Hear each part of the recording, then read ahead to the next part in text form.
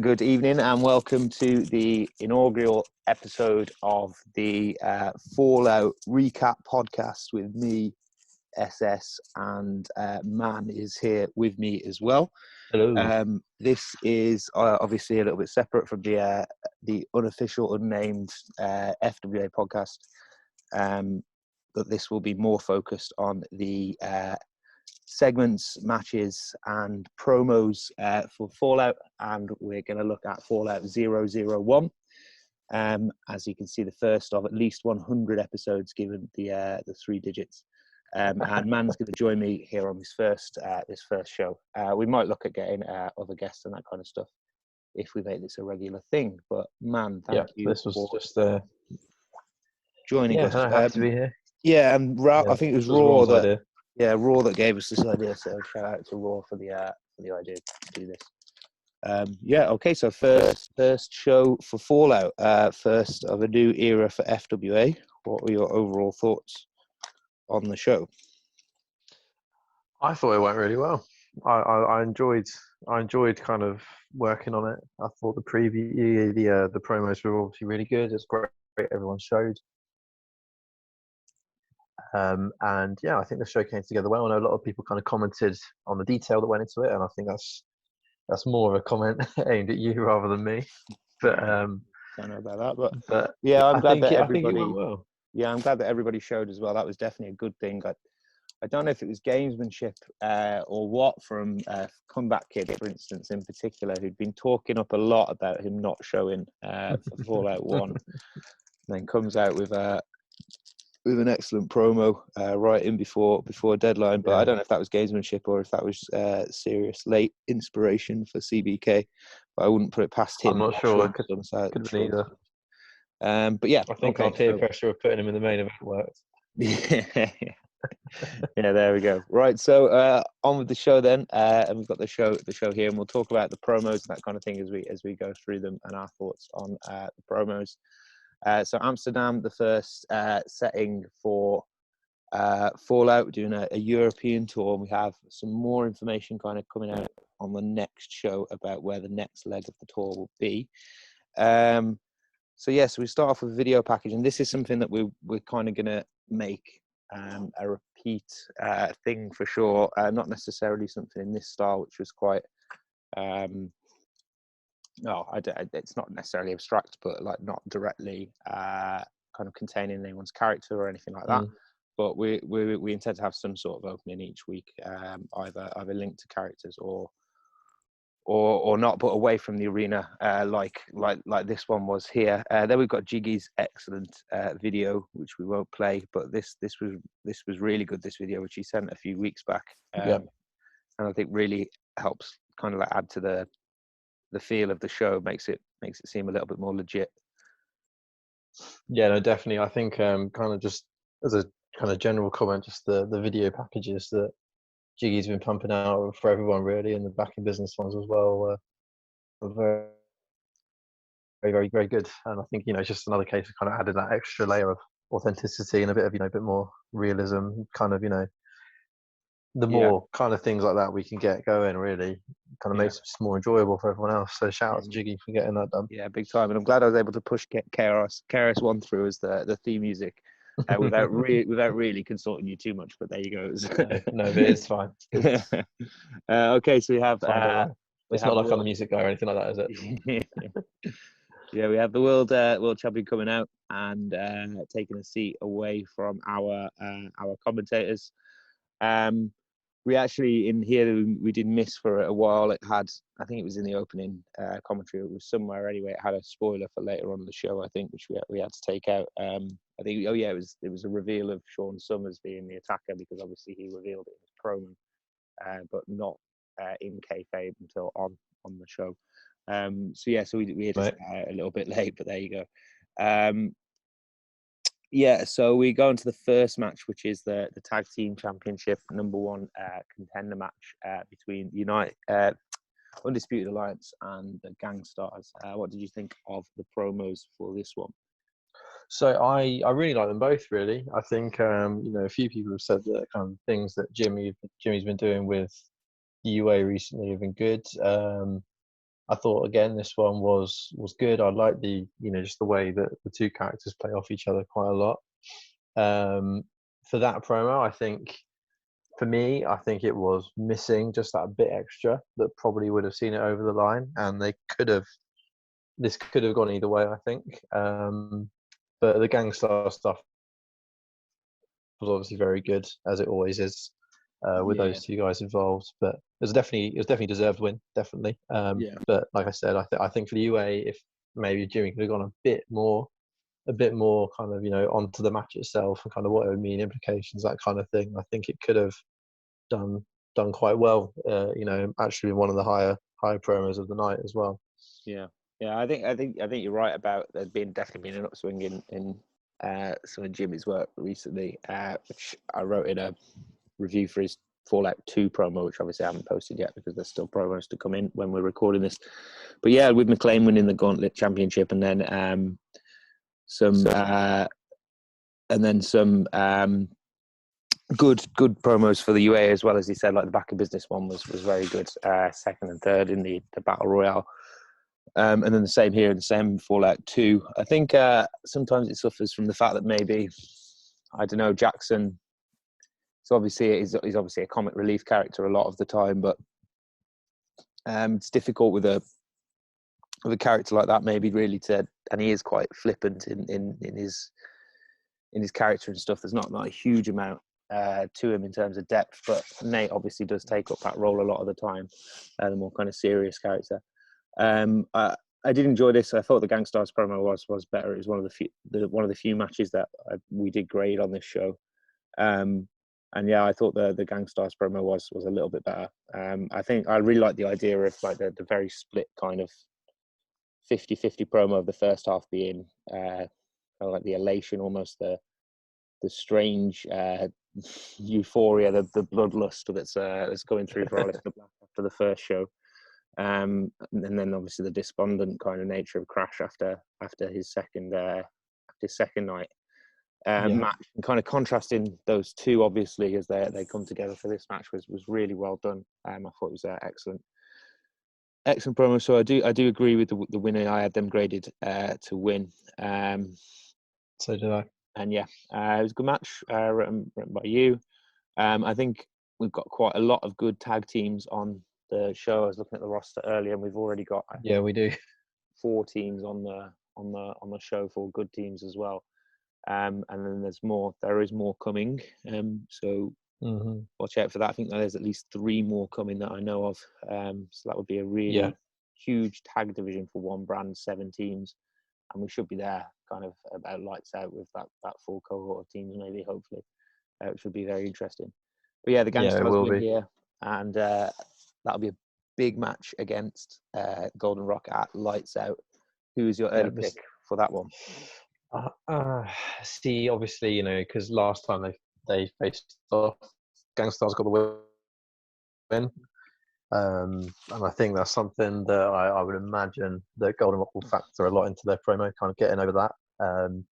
Because I think for their whole kind of road to Back in Business and beating TXR, they still had that loss to the Gangstars on the way. So I think that's something that they'll look to try and redeem. That could be a theme of the promo. But with the Gangstars, obviously no one really knows what to expect from them, because it's all so it can be so just crazy and out there, quite hard to predict. But I think Golden Rock will keep going. Okay. Well, I'm going to take. Obviously, they're looking at every title match they have. Yeah. I'm going to take the Gangstars. Okay. Already CWA champs. I think they're going to be CWA and FWA champs by October, which will be huge. But yeah, I think you're right there. They've beaten them before, and I don't know, Crash and Raw seem to work together really well. And yeah, so I'm going to go for those. Right, then we have Chris Peacock shilling some Heineken. Before we move on to the first of TIG. With the Euro 2020 thing. Yeah, the first of and this was a really good kind of thing all the way through the show. It was unexpected. Like, I wasn't expecting this to come in from TIG. We'd spoken about a few ideas but I thought most of it was going to kind of take place on Fallout 2, and then we got all these great segs for Fallout 1, which really, really added to the show. It was looking good before these came in, I thought. But yeah, we managed to slip one of these in, almost one between each and every match, which really did add a lot to it. Yeah, Tig and Shaker obviously both great, and yeah, all of these were amusing, a bit of pathos in there, and yeah, it was a good addition to the show. These segments. Yeah, because we'd mentioned before that we kind of wanted to have these kind of running threads through the shows. Yeah. Just kind of one night angle kind of things, because that's the kind of thing I think we've discussed that we kind of like to see when we're watching stuff or reading stuff ourselves. So for every show, we're going to have, I think we're going to try and have some sort of running theme throughout. Yeah. Or at least that'd be a regular thing in Fallout for sure. Yeah, and then the commercials, we're not sure whether they'll be a continuing thing or not. No, but so I remember the commercials. I remember that I don't think I ever read the actual commercials, but I remember somebody mentioning that Jiggy had done something like this. I think it was Jiggy when he was head mod, had done something like this, and I thought it was a neat idea. So yeah, we ripped that a bit for Fallout 1. But yeah, we might return to it if the occasion calls for it. But I don't think we need to do this every show. But things like this, just kind of a bit of irreverence involved in the roster. A little bit of fun, really, isn't it? Yeah. Golden Opportunity upcoming, obviously. After Fallout 2, really, we're pretty much onto the Golden Opportunity cycle at the 16th anniversary show, which will be good. 6. Who have you got for that? I am going to go for. I think Sean's going to do it. I'm going to go for Randy Ramon is going to take the Golden Opportunity. I won't ask you, obviously, because there's some sort of bias involved there, I'm sure. But yeah, I think Sean's been killing it recently. I think Sean has really been killing it. His Carnal Contendership Pro obviously did he come third, I think, in the Carnal Contendership? Yeah, he was third. I was fourth, I remember. Yeah, and I think it was Tig, Shake, and TGO were grading that, and I think they agreed on the top 3. Maybe not necessarily the order, but I think they agreed on the top 3. So Sean was in the top 3 for all 3 judges. He, obviously the tag stuff he killed. And it does seem now at this point in the run with TGO that a lot of Sean's kind of creativity and ideas are coming through in their joint promos, which they always were, but I think that's coming through more regularly now. And yeah, so I think could be Randy. But yeah, I mean, he could end up winning, but both the tournament and the Golden Opportunity. Well, there's a few that could, obviously, but yeah, we'll see. Okay, and then obviously onto the tournament for Ramon and Yuna here. So what were your thoughts on this match? So yeah, I think first of all, TJ, I think TJ did a really good job with the write up. I think he was probably out of the 3 of us best placed to write that one. Given with the whole stuff with Golden and Sean, Golden and Ramon. I think the promos, Ramon again, like you just touched on, he's been really stepping it up, and I think Sean was saying that it's something stupid like 3 or 4 years since he's done just a promo by himself for a singles match. For Ramon, because he'd just been in the tag stuff so long, and obviously he had his break before that, so I think kind of didn't really look like he'd missed the step really. It was enjoyable, obviously kind of themed with the whole Yuna stuff and going with a ship kind of theme. I did the same thing when I had a match against Yuna, so it's a world that's kind of easily gone to, but I think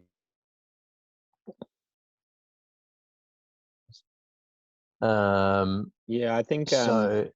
Yeah. I think with Sean's promos, well, with a lot of the promos, it was definitely a bit of a deep breath after Back in Business. Some of them not so much. I didn't really get that vibe from yours, for instance, but a lot of them are kind of reassessing kind of the state of play after Back in Business, and that was definitely true of Sean's promo as well.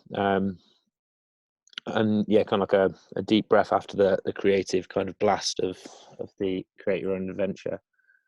But yeah, I think a worthy winner. I think the Una promo seemed a little bit maybe unfinished. I'd like some bones of some good stuff there, but yeah, I do think Sean won the match. Obviously, we didn't grade this match. You're in the tournament, Yeah, and the winner at the moment faces me. Might not be me by the time it gets there, but for that reason, we didn't grade these matches. But yeah, I think Randy was the winner of this one.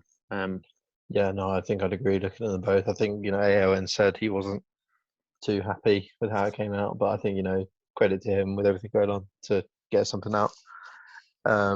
So yeah, no, I'm looking forward to it. I think Yuna's going to be an interesting character going forward on Fallout because obviously he was stuck with the Blackbird stuff for so long. Yeah. So it'd be interesting kind of now see her just kind of integrating with the rest of the roster a bit more because that was kind of just her thing, wasn't it? Yeah, that's right. And I think the next few weeks as well for Una, there's going to be some fun stuff coming up for Una. And yeah, especially in and around the pay-per-view, there's which will become more clear as more results come out. But yeah, so yeah, the Khonshu promo, resettling his thoughts on the World Championship, even though he still insists on calling the X Championship his championship, was still doing it in his promo as well. But yeah, it's good to see Khonshu kind of rounded on the World Championship. It looks like he is taking the tournament seriously, and he could really be a favourite to win. Well, yeah, if that promo he posted is any indication, I think he is definitely taking it seriously. Indeed, yeah. But we'll talk about that more, I think, in the next one. 002 episode, maybe. Okay, so then we have a very short interlude with Ryan Rondo looking for Danny still. I really like these. I thought Tig did a good job of getting this idea over. He kind of had a little cameo in my promo as well for Meltdown this week, along a similar kind of vibe as this. But yeah, this came across really well again. Before we move on to our second consecutive tournament match, and this time it's Gabriel and Caden Knox. Your thoughts there? So obviously, I think both very interesting characters coming out of Back in Business. Had different fortunes at that event after having different fortunes kind of going into it. Because Gabrielle was obviously on that massive unbeaten run, beating everyone that went in front of her, but then obviously didn't make it past Nova, and then Knox obviously not been around for a while, kind of to sell the whole Garcia stuff, but then he got the win. So both kind of been moving in different directions, with their own momentum. But the promos are great.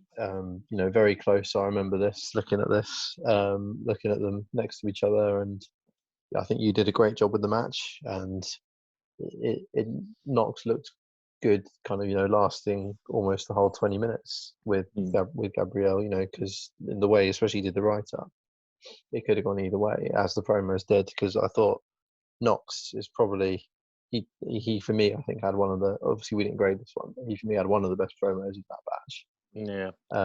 Because I think the graders for the tournament matches were Jiggy, TGO, and Franchise, and this one was 2-1. It was one of the split decision matches.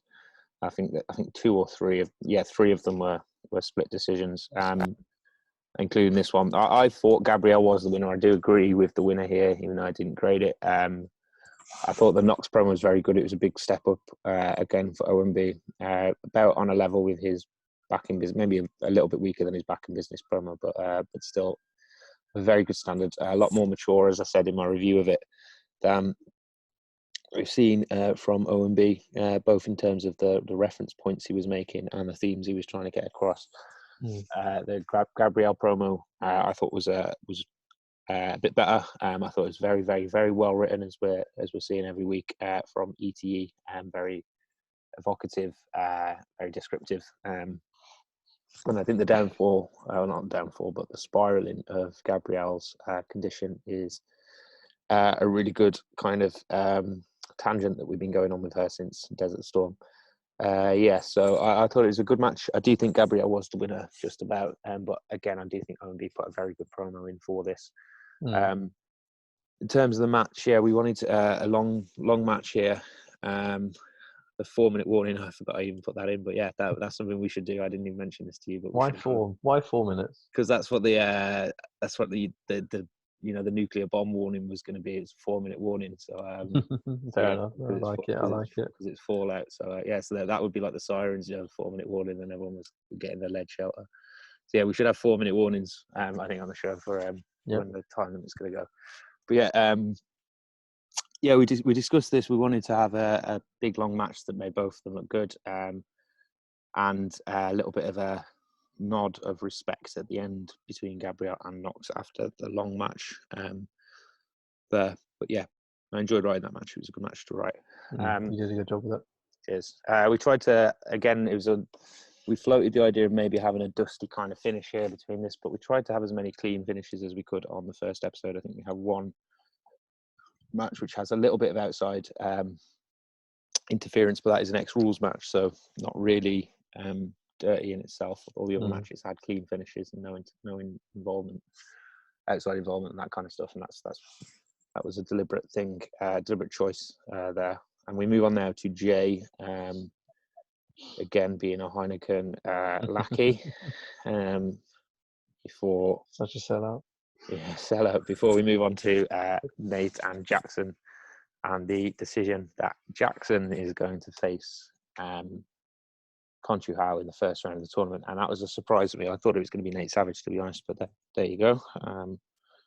But as alluded to in the Fallout 002 promo, Nate Savage might have some sort of backup plan in the pipeline. But yeah. Okay, then we have Sourceman and El Demente for the Gauntlet contender number one contendership match. We disagreed, I think, on the winner here. We did, yeah. Tiebreaker. I had El Demente, and you had Sourceman, I believe. But yeah, both good promos, very, very different promos. El Demente was, I think John called them grim, happy reads or something like that, and that's a very good description for the first couple of El Demente promos. But I said in my review that maybe it would benefit from a bit more conversation on the match or the opponent, or just the wrestling in general, maybe. But I think that's where for me it did lose the marks. Yeah, I mean, you don't have to. I don't think you have to do that. You don't have to all the time. Yeah, you're week. Right. But I guess last week the week before this was the Battle Royale Back in Business, and I think that's completely fair to have more of a focus on the individual and not necessarily the opponents, but in a one-on-one direct match here, first one-on-one match, I would have liked to maybe see a little bit more. Even if Sourceman himself is maybe not an opponent that would lend himself to a lengthy monologue, but just something on that would have been good. But I think that was addressed in the Fallout 2 promo. And yeah, I did even with that, and that's, I guess for me, that's not as huge an issue because I still had El Demente winning here. I still thought it was a better read in general. So yeah, character. Yeah, no, I think his promo style will suit the Gauntlet division quite well. I think it can do. Yeah, I think that's not to say he's going to be in that division entirely. I think there's some length in the Battle Royale promo, for instance, and I think he used that well. But I think, especially in this Fallout 2 promo, he did show that the 1,000 word isn't going to be necessarily a limit on him as it would be to others, maybe. Yeah, I struggled with it. Yeah, stupid rule. But there you go. Okay, so there we have Crash and Aleister Black reveling in their victory over the UA and looking ahead to their match with Golden Rock. And I think this is something that we'll do as well moving forward in terms of revealing some results to some people at times in order to have segments like this where they're kind of talking about matches earlier in the night. Maybe the first and second matches, we'll look at those and maybe pick one to have a promo like this. But I think, yeah, it's a more realistic touch to have them address it later on in the show. And yeah, I always like Crash's and Raw's segments, so this was fun.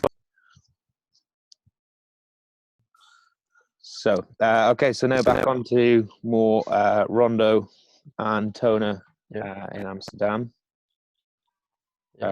Pink Real Madrid kit. Yeah, this woman who's popping up in increasingly many places at the moment, more so than, or even more so than Joe Burr. Somehow, this lady's in more promos than she gets around. She does.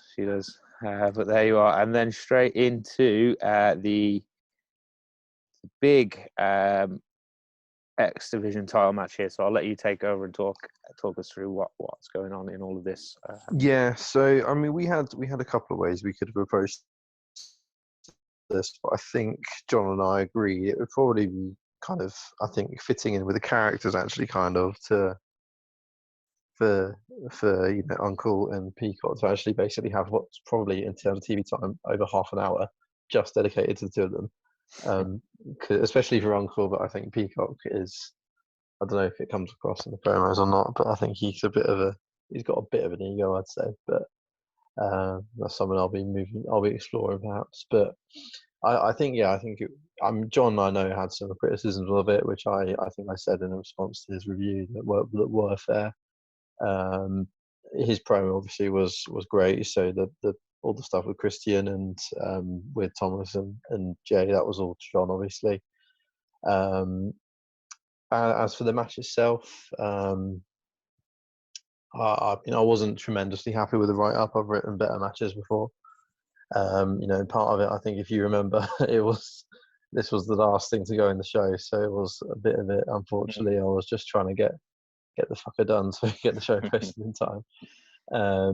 And as for the promos, I was obviously very happy with mine. I've been wanting to do something Pokemon for a while, and I thought this would be a way to work it in. And John's was great as well. I think this was very close, if I remember right.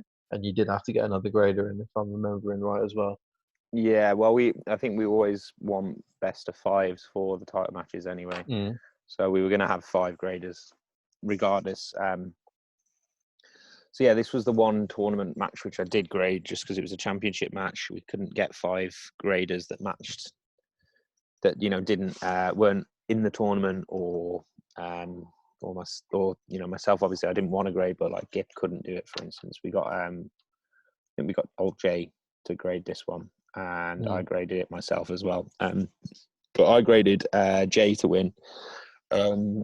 Just barely. I think Frick. I think I had about a point maybe, or maybe a little bit more than a point between the two. But yeah, I thought Uncle's promo was the best of the. We still got 2 more to come in, one from Black and one from Grayson. But I thought Jay's promo was probably the best of the first round for me. And he's very unlucky to go out in the very first round with that promo. But the stuff on the show is great, and yeah, I enjoyed reading this. And I'm looking forward to Cosmic Playground as well, which is going to be a mad match from all indication. Yes, yeah, I'm having a bit of fun with that, writing that one at the moment. So that'll be. Me and John have decided we're going for the match of the year candidate with that one. Okay. But I mean, also just the big thing out of this was obviously the whole Grayson stuff as well, which I think, understandably, with the whole set of the Cosmic Playground and the new X Champ, I think actually kind of fell into the background a bit. Oh, but hang on here, like Grayson is trying to fuck someone over who's meant to be friends with. It's true. Yeah. So that's something I think is going to develop, which will be quite interesting to see where Jaron goes with that. Cool.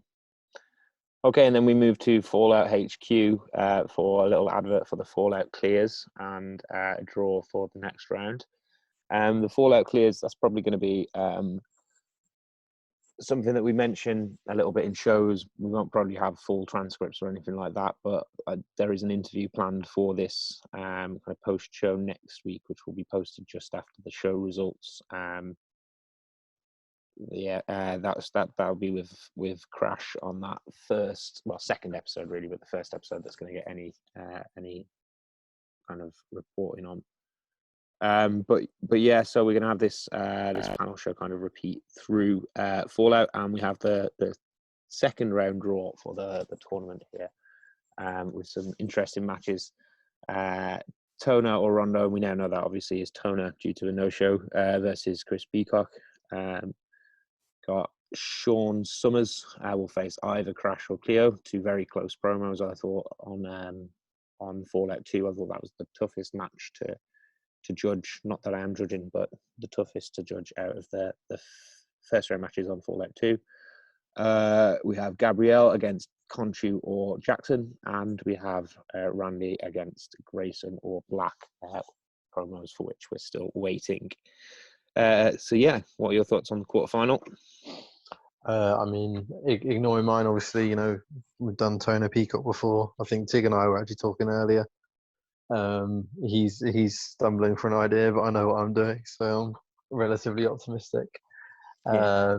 As for the others, Tig always says he's stumbling for an idea, and then he posts. Then he just fucking pulls something out of his ass. Yeah, exactly. So we'll see.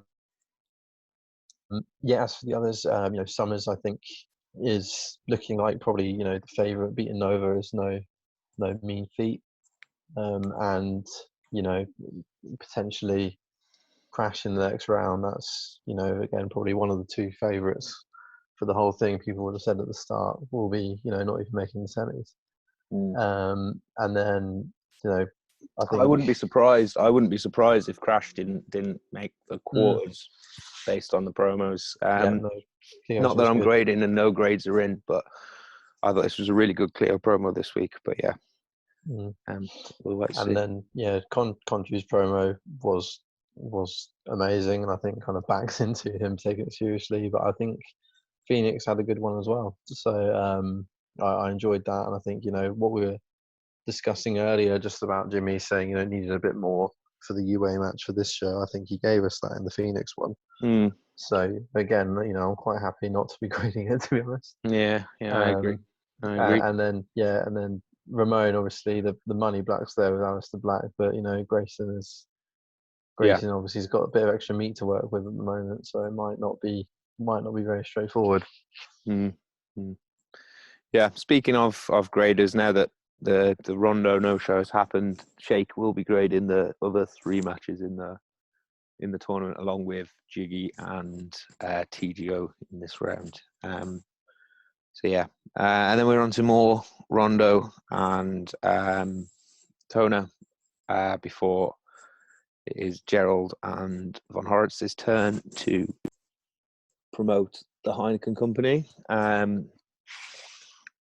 And then we're on to Cleo and her jobber match. What did you think about this?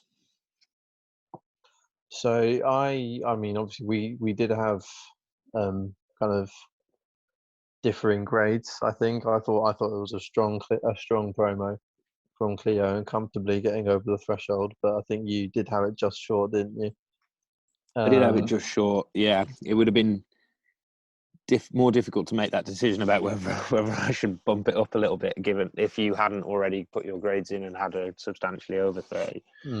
Because I don't know if you do want people like Cleo losing to people like Derek Hunter on the show. But I guess if you've got that system, you kind of have to stick to it.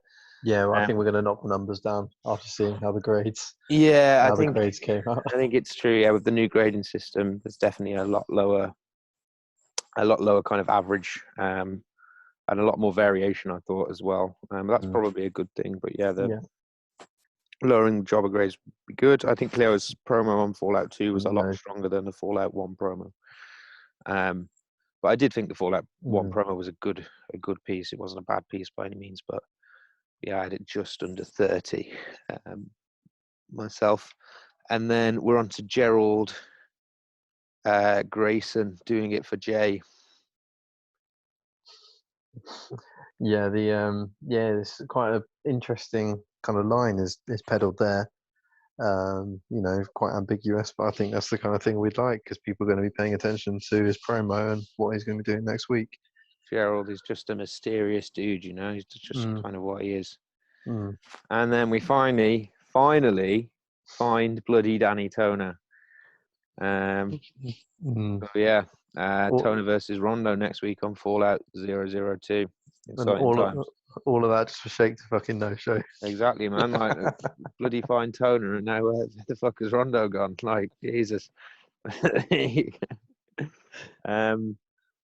Okay, and then we're on to our main event of the evening, a short little mini interview with Sean Summers before the match kicks off.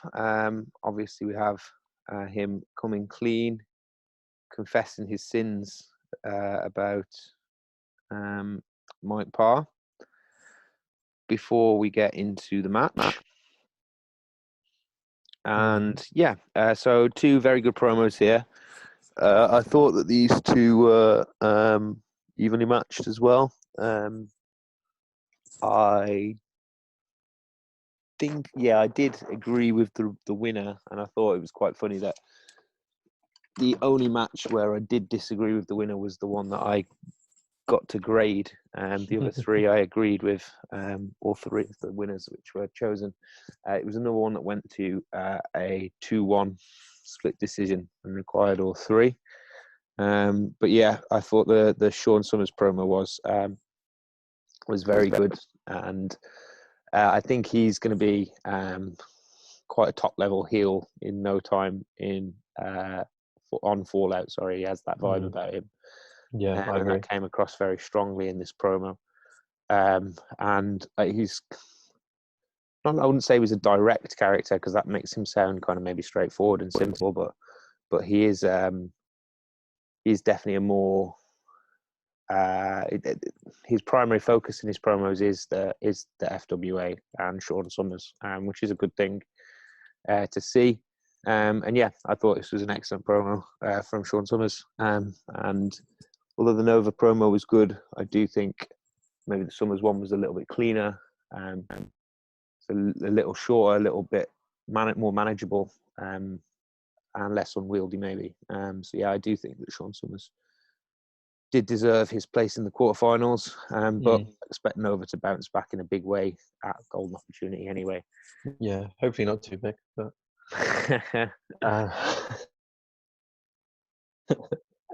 but yeah, no, I think it was a good match. You could find right up as well. Obviously, I think I agreed. I'd have had Summers winning just as well.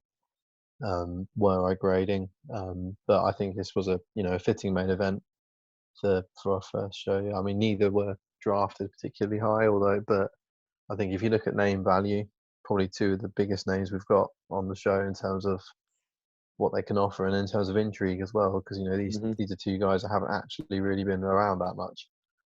I'm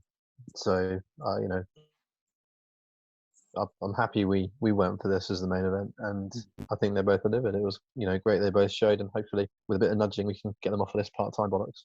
Yeah, maybe. But yeah, we end the show with Summers looking over the ropes at the world champion. There's a lot of good main events that could come of this tournament. Summers MBH being one of them. And yeah, and then we end with a bit of Fall Out Boy, a song I tried to veto, but I had to stand out of the way eventually. As Fall Out, I was right in it, so I got to pick the song.